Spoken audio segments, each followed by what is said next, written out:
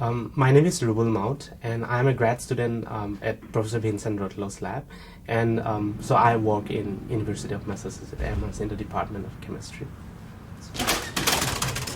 So we have a huge lab actually. We have more than 30 people in here, and so this side is mostly organic chemistry. They do like a lot of synthesis and like this side is more kind of biology research, and so this is where I work. In my research, I do gene editings for curing human diseases. So gene editing is actually, it's a very new field, and it just came in last couple of years, like last 2-3 years. And gene editing can be explained in a very simple terms. So when we write things, we write sentences, we always make mistakes. And when we make mistakes, editors correct it. The similar thing happens inside a cell. So when a cell divides, it makes like, it copies the gene. And so mistakes are made. And that's the cause of all human genetic diseases. So what I do here is that we try to use nanotechnology to deliver certain gene editing tools into cells, so that the gene editing tools go inside a cell, go to the nucleus, find out the mistakes, and correct it. So you can target cells, for example. So right now what we are trying to do is then we're trying to target like specific cells for correcting certain like mutations in the cell. So I am from India, and I'm a very remote part of India. It's called Assam, and Assam is like Assam tea, which is a very popular brand in the world. And so we produce tea a lot. And so when I grew up, I never thought of doing science because probably I never got exposure for science. So my part of India was, it had a lot of like internal political violence going on. There are like insurgent groups, and there are Indian army, they're fighting. And so it was very, very disturbing moment back then.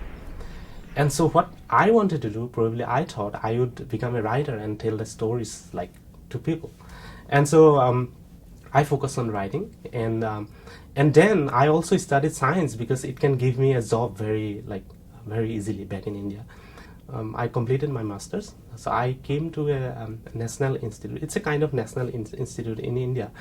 It's called Tata Institute of Fundamental Research.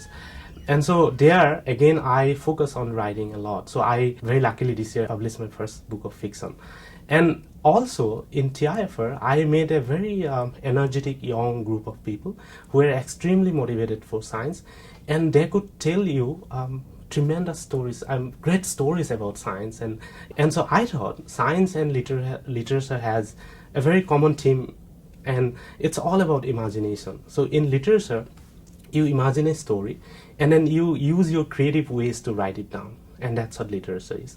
In science, you imagine things first and imagine about truth, and then you do experiment to prove your imagination, and finally use your creativity to write it down and tell a story to the public. And so you need imagination and creativity in every step.